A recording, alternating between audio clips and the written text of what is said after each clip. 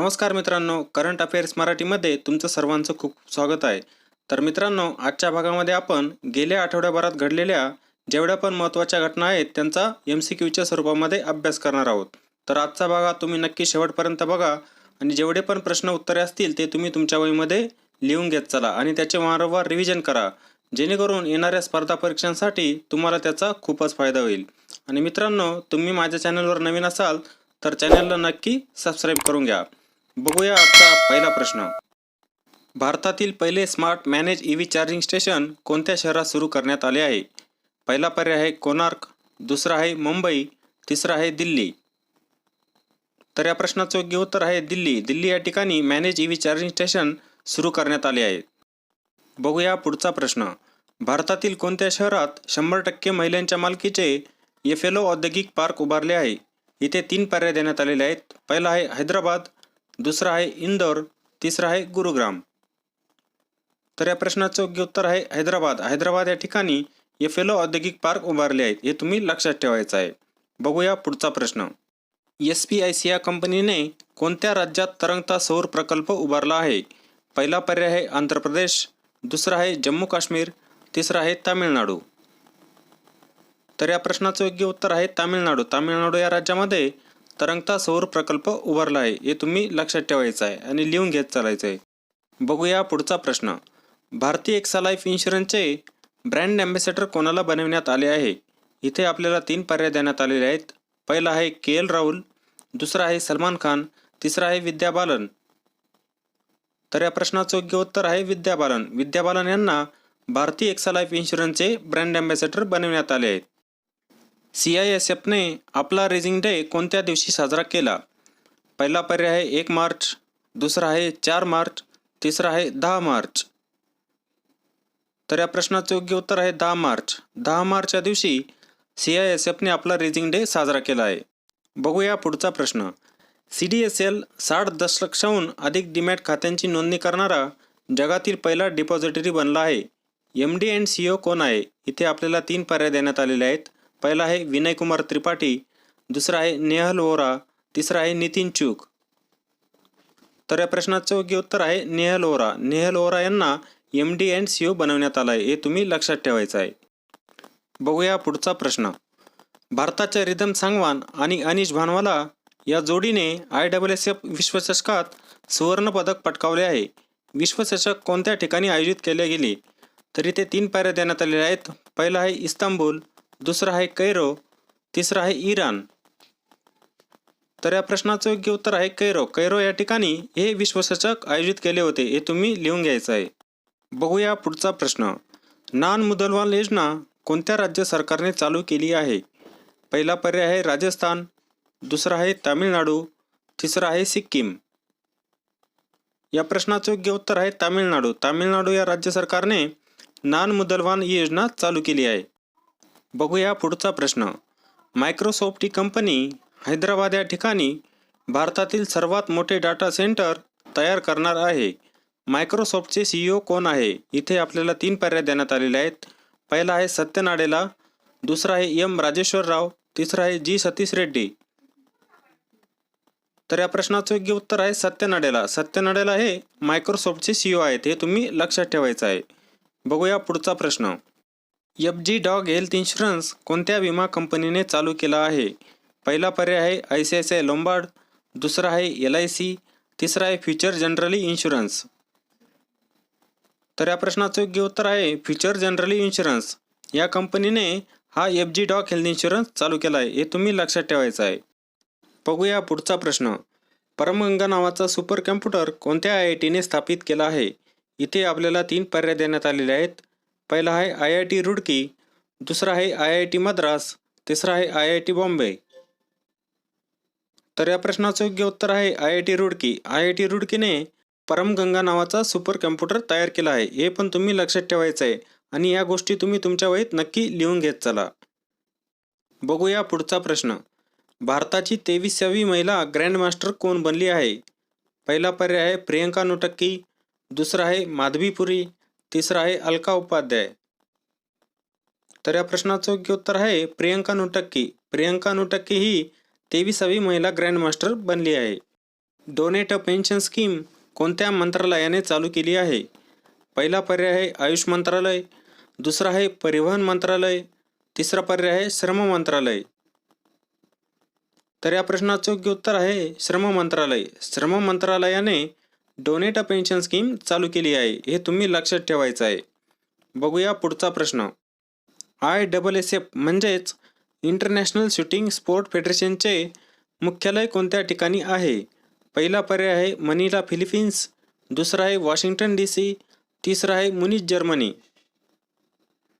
तर या प्रश्नाचं योग्य उत्तर आहे मुनिच जर्मनी. मुनिच जर्मनी या ठिकाणी ISSFचे मुख्यालय आहे, हे पण तुम्ही लक्षात ठेवा. बघूया पुढचा प्रश्न. SBIच्या डेप्युटी MD या पदावर कोणाला नियुक्त करण्यात आले आहे? इथे आपल्याला 3 पर्याय देण्यात आलेले आहेत. पहिला आहे प्रियम गांधी, दुसरा आहे दिनेश खारा, तिसरा आहे नितीन चूग. तर या प्रश्नाचं योग्य उत्तर आहे नितीन चूग. नितीन चूग यांची SBIच्या डेप्युटी MD ह्या पदावर नियुक्ती करण्यात आली आहे, हे तुम्ही लक्षात ठेवायचं आहे. बघूया पुढचा प्रश्न. हेरता उत्सव कोणत्या राज्यात साजरा करण्यात आला? पहिला पर्याय आहे तेलंगणा, दुसरा आहे मध्य प्रदेश, तिसरा आहे जम्मू काश्मीर. तर या प्रश्नाचं योग्य उत्तर आहे जम्मू काश्मीर. जम्मू काश्मीर या राज्यामध्ये हेरता उत्सव साजरा करण्यात आला. कोणत्या राज्याने आमा आणि बहिणी योजना चालू केली आहे? पहिला पर्याय आहे मध्य प्रदेश, दुसरा आहे गुजरात, तिसरा आहे सिक्कीम. तर या प्रश्नाचं योग्य उत्तर आहे सिक्कीम. सिक्कीम या राज्याने आमा आणि बहिणी योजना चालू केली आहे, हे तुम्ही लक्षात ठेवायचं आहे. बघूया पुढचा प्रश्न. भारतीय नौसेना आणि श्रीलंका नौसेना यांच्यामध्ये कोणता युद्धाभ्यास चालू झालेला आहे? पहिला पर्याय आहे सिलिनेक्स, दुसरा आहे सूर्यकिरण, तिसरा आहे मैत्री. तर या प्रश्नाचं योग्य उत्तर आहे सिलिनेक्स. सिलिनेक्स हा युद्धाभ्यास भारतीय नौसेना आणि श्रीलंका नौसेना यांच्यामध्ये चालू झालेला आहे. बघूया पुढचा प्रश्न. आंतरराष्ट्रीय महिला दिवस कोणत्या दिवशी साजरा केला जातो? पहिला पर्याय आहे 1 मार्च, दुसरा आहे 8 मार्च, तिसरा आहे 4 मार्च. तर या प्रश्नाचं योग्य उत्तर आहे 8 मार्च. 8 मार्च या दिवशी आंतरराष्ट्रीय महिला दिवस साजरा केला जातो, हे तुम्ही लक्षात ठेवायचं आहे. बघूया पुढचा प्रश्न. सेबीचे पूर्णवेळ सदस्य म्हणून कोणाची निवड करण्यात आली आहे? इथे आपल्याला 3 पर्याय देण्यात आलेले आहेत. पहिला आहे अश्विनी भाटिया, दुसरा आहे राकेश शर्मा, तिसरा आहे S सोमनाथ. या प्रश्नाचं योग्य उत्तर आहे अश्विनी भाटिया. अश्विनी भाटिया यांची सेबीचे पूर्णवेळ सदस्य म्हणून निवड करण्यात आली आहे, हे तुम्ही लक्षात ठेवायचं आहे. WHO global centre for traditional कोणत्या ठिकाणी उभारणार आहे? पहिला पर्याय आहे मुंबई, दुसरा आहे जामनगर, तिसरा आहे भोपाळ. तर या प्रश्नाचं योग्य उत्तर आहे जामनगर. जामनगर या ठिकाणी WHO global centre for traditional उभारणार आहेत, हे तुम्ही लक्षात ठेवायचं आहे. बघूया पुढचा प्रश्न. रशियाने फेसबुकवर पूर्णपणे बंदी घातली आहे. फेसबुकचे मुख्यालय कोणत्या ठिकाणी आहे? पहिला पर्याय आहे जिनेव्हा, दुसरा आहे फ्रान्स, तिसरा आहे कॅलिफोर्निया. या प्रश्नाचं योग्य उत्तर आहे कॅलिफोर्निया. कॅलिफोर्निया या ठिकाणी फेसबुकचे मुख्यालय आहे, हे तुम्ही लक्षात ठेवायचं आहे. बघूया पुढचा प्रश्न. कोणत्या राज्य सरकारने कौशल्य मातृत्व योजनेची घोषणा केली आहे? पहिला पर्याय आहे ओडिसा, दुसरा आहे छत्तीसगड, तिसरा आहे गुजरात. तर या प्रश्नाचं योग्य उत्तर आहे छत्तीसगड. छत्तीसगड या राज्याने कौशल्य मातृत्व योजनेची घोषणा केली आहे, हे तुम्ही लक्षात ठेवायचं आहे. हरियाणा राज्य सरकारने महिला उद्योजकांना सहाय्यता प्रदान करण्यासाठी मातृशक्ती योजनेची घोषणा केली. हरियाणा या राज्याचे मुख्यमंत्री कोण आहे? पहिला पर्याय आहे मनोहरलाल खट्टर, दुसरा आहे नवीन पटनायक, तिसरा आहे प्रमोद सावंत. तर या प्रश्नाचं योग्य उत्तर आहे मनोहरलाल खट्टर. मनोहरलाल खट्टर हे हरियाणा राज्याचे मुख्यमंत्री आहेत, हे तुम्ही लक्षात ठेवा आणि लिहून पण घेत चला. बघूया पुढचा प्रश्न. दक्षिण कोरियाचे राष्ट्राध्यक्ष कोणाला बनविण्यात आले आहे? पहिला पर्याय आहे युन सुक पोल, दुसरा आहे पॉल हेनरी सांडोगो, तिसरा आहे फ्रँक वॉल्टर. तर या प्रश्नाचं योग्य उत्तर आहे युन सुक पोल. युन सुक पोल यांना दक्षिण कोरियाचे राष्ट्राध्यक्ष बनविण्यात आले आहे. बघूया पुढचा प्रश्न. झरोका हा कार्यक्रम कोणत्या मंत्रालयाने सुरू केला आहे? पहिला पर्याय आहे श्रम मंत्रालय, दुसरा आहे आयुष मंत्रालय, तिसरा आहे सांस्कृतिक मंत्रालय. तर या प्रश्नाचं योग्य उत्तर आहे सांस्कृतिक मंत्रालय. सांस्कृतिक मंत्रालयाने झरोका हा कार्यक्रम चालू केला आहे. बघूया पुढचा प्रश्न. Lakshmi for Lakshmi miss call सल्लागार सेवा कोणत्या म्युच्युअल फंडाने चालू केली आहे? पहिला पर्याय आहे ॲक्सिस म्युच्युअल फंड, दुसरा आहे HDFC म्युच्युअल फंड, तिसरा आहे SBI म्युच्युअल फंड. तर या प्रश्नाचं योग्य उत्तर आहे HDFC म्युच्युअल फंड. या म्युच्युअल फंडाने Lakshmi for Lakshmi he miss call सल्लागार सेवा चालू केलेली आहे. हे तुम्ही लक्षात ठेवायचं आहे. बघूया पुढचा प्रश्न. बांगलादेशचा इंटरनॅशनल वुमन ऑफ करेज हा पुरस्कार कोणी जिंकला आहे? पहिला पर्याय आहे शेख हसीना, दुसरा आहे रिजवाना हसन, तिसरा आहे सायरा बेगम. तर या प्रश्नाचं योग्य उत्तर आहे रिजवाना हसन. रिजवाना हसन यांनी इंटरनॅशनल वुमन ऑफ करेज हा पुरस्कार जिंकलेला आहे. हे पण तुम्ही लक्षात ठेवायचं आहे. बघूया पुढचा प्रश्न. पुणे या शहरात छत्रपती शिवाजी महाराजांच्या पुतळ्याचे अनावरण पंतप्रधान नरेंद्र मोदी यांच्या हस्ते करण्यात आले. पुतळ्याची उंची किती आहे? पहिला पर्याय आहे 10 फूट, दुसरा आहे 5 फूट, तिसरा आहे 9.5 फूट. तर या प्रश्नाचं योग्य उत्तर आहे 9.5 फूट एवढी उंची या पुतळ्याची आहे.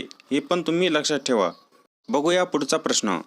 हाऊस वर्क इज वर्क या नावाचा उपक्रम कोणत्या बँकेने चालू केला आहे? पहिला पर्याय आहे ॲक्सिस बँक, दुसरा आहे HDFC बँक, तिसरा आहे ICICI बँक. या प्रश्नाचं योग्य उत्तर आहे ॲक्सिस बँक. ॲक्सिस बँकेने हाऊस वर्क इज वर्क या नावाचा उपक्रम चालू केला आहे. मायक्रोसॉफ्ट ही कंपनी कोणत्या शहरात सर्वात मोठे डाटा सेंटर उभारणार आहे? पहिला पर्याय आहे मुंबई, दुसरा आहे हैदराबाद, तिसरा आहे नवी दिल्ली. तर या प्रश्नाचं योग्य उत्तर आहे हैदराबाद. हैदराबाद या ठिकाणी मायक्रोसॉफ्ट ही कंपनी सर्वात मोठे डाटा सेंटर उभारणार आहेत. हे लक्षात ठेवायचं आहे. बघूया पुढचा प्रश्न. कोणत्या देशाने नूर 2 सॅटेलाईट लॉन्च केला आहे? इथे 3 पर्याय देण्यात आलेले आहेत. पहिला आहे जपान, दुसरा आहे फ्रान्स, तिसरा आहे इराण. तर या प्रश्नाचं योग्य उत्तर आहे इराण. इराण या देशाने नूर 2 सॅटेलाईट लॉन्च केलेला आहे. RBIने फीचर फोनसाठी UPI सुविधा UPI 123 पे लॉन्च केली आहे. RBIचे गव्हर्नर कोण आहे? पहिला पर्याय आहे MT पात्रा, दुसरा आहे शक्तिकांत दास, तिसरा आहे MK जैन. तर या प्रश्नाचं योग्य उत्तर आहे शक्तिकांत दास. शक्तिकांत दास हे RBIचे गव्हर्नर आहेत. हे तुम्ही लक्षात ठेवायचं आहे आणि लिहून पण घ्यायचं आहे.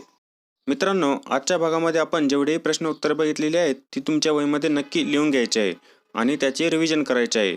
तर या भागामध्ये आपण प्रत्येक प्रश्नाचा 3 वेळेस अभ्यास करत असतो. म्हणजेच आजची न्यूज, त्यानंतर दुसऱ्या दिवशी MCQ आणि विकली जेवढ्या पण न्यूज असतात त्यांचा आपण MCQच्या स्वरूपामध्ये अभ्यास करत असतो. म्हणजे प्रत्येक न्यूजचे 3 वेळेस आपले रिव्हिजन होत असते. तर तुम्ही पण असेच रिव्हिजन करत चला, म्हणजे तुम्हाला त्या गोष्टी लवकरच लक्षात पण राहतील.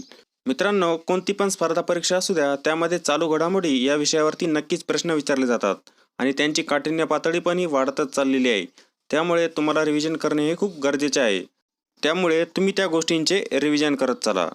तर मित्रांनो, तुम्हाला आजचा व्हिडिओ जर आवडला असेल तर व्हिडिओला लाईक करा, शेअर करा, कॉमेंट करा आणि चॅनलवर नवीन असाल तर चॅनलला नक्की सबस्क्राईब करून घ्या. जय हिंद.